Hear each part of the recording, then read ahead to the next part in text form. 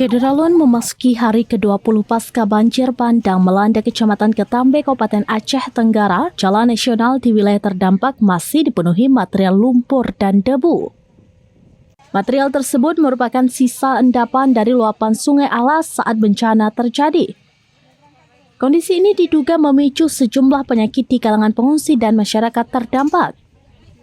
Mereka banyak yang menderita infeksi saluran pernafasan akut atau ISPA, diare, gatal-gatal, serta gangguan asam lambung.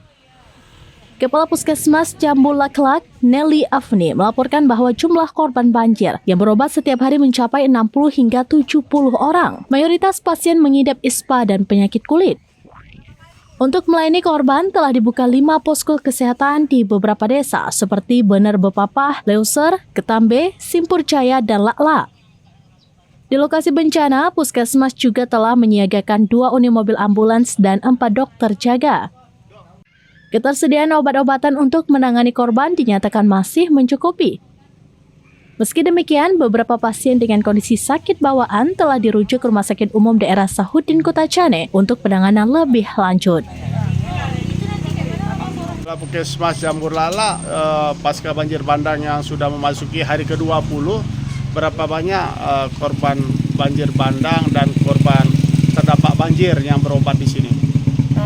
Pasca 20 hari setelah bencana, perkiraan per harinya sekitar 60-70 di posko utama Jambul Laklak pasien yang berobat. Kebanyakan pasien yang berobat itu ISPA, diare, gatal-gatal, dan asam lambung. Apa di lokasi ini ada berapa titik ya?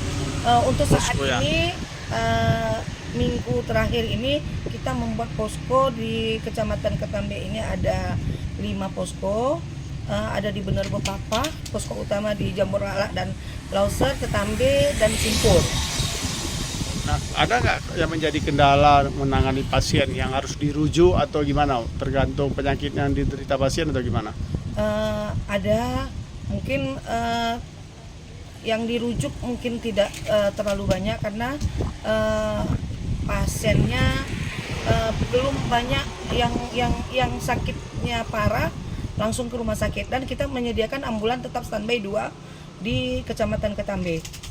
Jadi kalaupun misalnya ada dirujuk mungkin penyakit bawaan ya? Penyakit bawaan. Gitu. Kalau untuk akses jalan transportasi ambulan ini ada nggak terganggu kira-kira? Dari Aceh Tenggara, Asnawi Lui, serambinews.com. Download Tribun X sekarang, menghadirkan lokal menjadi Indonesia.